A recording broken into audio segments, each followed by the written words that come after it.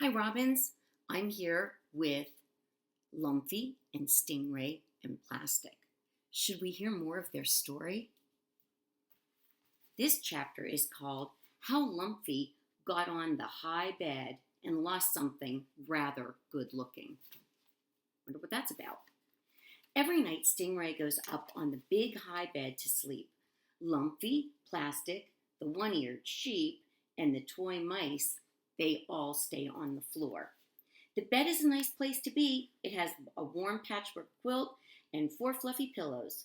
On the table next to it stand a glass of water and a stack of books. Every night, Stingray gets to cuddle with the little girl. Stingray even goes under the covers. Lumpy has only been on the bed for short visits, and Plastic has never been up there at all. "Why you, every single night?" asks Lumpy when Stingray comes down one morning to play on the shaggy rug where he, Sheep, and Plastic are sitting around doing nothing. "Why not me?" "You have to be clean to go to in bed," says Stingray. "There can't be crumbs and peanut butter up there." "Why not Plastic then?"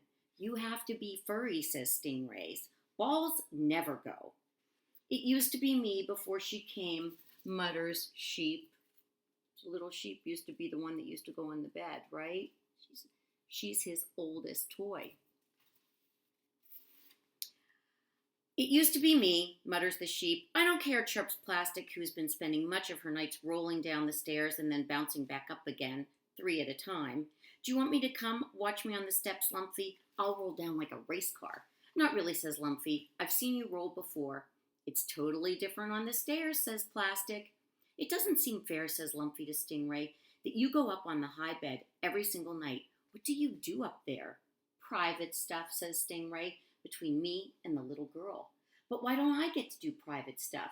"Sorry, it's not like I have a choice. The little girl takes me. She wants me, I guess, because of how much she loves me." "She loves me too," says Lumpy. "Of course she does. Just not enough to go up on the high bed. Don't feel bad." Rumph. Lumpy turns his tail to Stingray and pretends to be interested in a bit of orange fluff he sees on the rug. "Lumpy?" Lumpy nuzzles a bit of the fluff and doesn't answer. "Want to go look out the window?"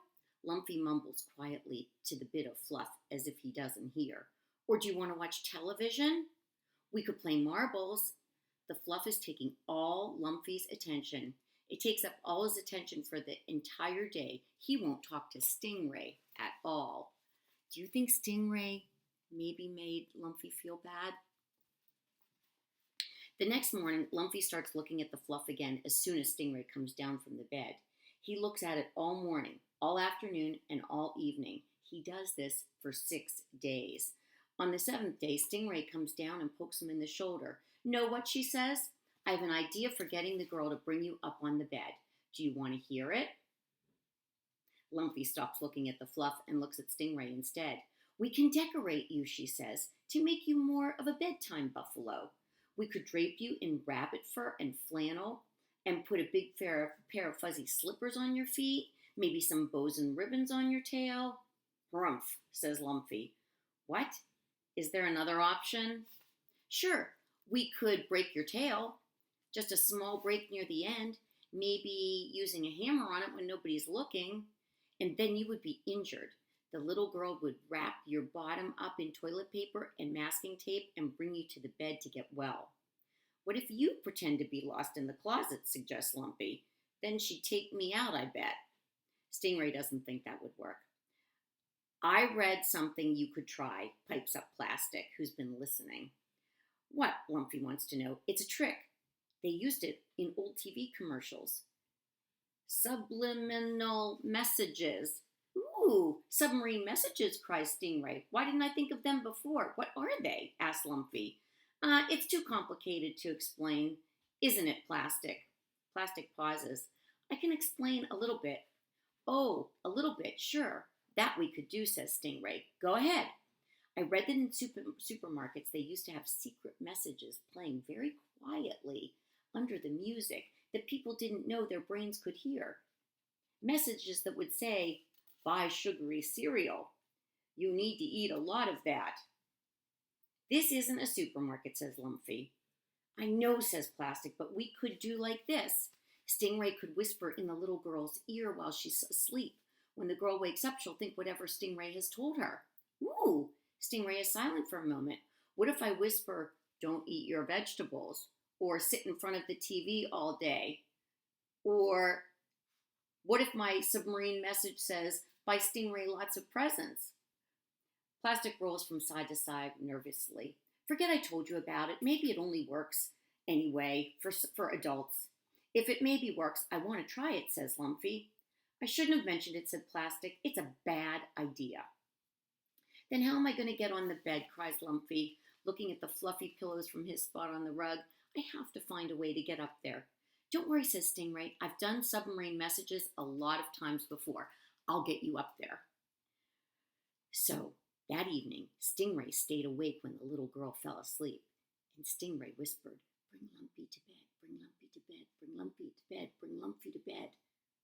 The next evening, after brushing her teeth and putting on her pajamas, the little girl lifts Lumpy up along with Stingray. The submarine message worked. Lumpy is so excited. Cool white pillows, patchwork quilt, warm flannel sheets, private time. He can hardly believe it's true. But here is what happens up on the high bed. Not much. The girl's father reads 3 stories aloud. He sings a short lullaby. The girl kisses her father 4 times. He turns out the light and he leaves. Then the girl kisses Stingray and Lumpy, tucks them under the covers, and goes right to sleep. Stingray goes to sleep too. Lumpy lies there and just stares at the ceiling. He stares at the clock, which glows in the dark. And he stares at the curtains. He doesn't feel sleepy. Psst, Stingray, he whispers. Stingray doesn't answer. Stingray, he whispers again, nipping her gently on the cheek. What? Stingray says. Want to play I Spy? I can't spy anything. It's dark, said Stingray. I need a drink of water, said Lumpy. No, you don't. Then I need another story. Will you tell me a story? I can't think of one now, says Stingray. I am trying to sleep. Want to sing Camptown Races? No. Just a little bit? I think it will help me relax. Camptown Races, sing a song, doo-dah, doo-dah, mumbles Stingray very softly, and she closes her eyes. Lumpy stares at the ceiling, he stares at the clock, and he stares at the curtains. He still doesn't feel sleepy. He crawls to the edge of the high bed and looks down. The toy mice are playing leapfrog. Plastic is reading one of the big books and rolling slightly side to side. The one-eared sheep is laughing at the wooden rocking horse in the corner. Lumpy sighs and rearranges himself on the bed. The problem is, he usually stays up late. This time of night he likes to be doing stuff, like playing marbles or checkers or pick-up sticks, something.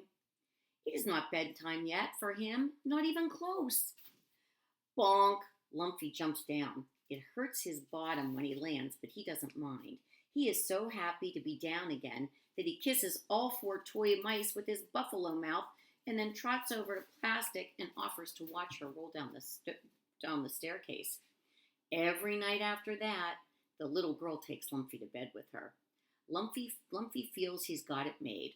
All the importance and extra kisses of going to sleep on the high bed and none of the boringness. He just waits until the girl falls asleep, then hops down, bonk, and lives it up till midnight, when he, very cleverly, positions himself below the edge of the bed so it looks like he fell off by mistake, and goes to sleep until morning. Stingray feels this behavior is disrespectful. It's an honor to sleep on the high bed, she complains. You're not taking it seriously. She, Lumpy, and Plastic are watching cartoons in the living room while the little girl is at school. I'm not sleepy at 8, Lumpy says.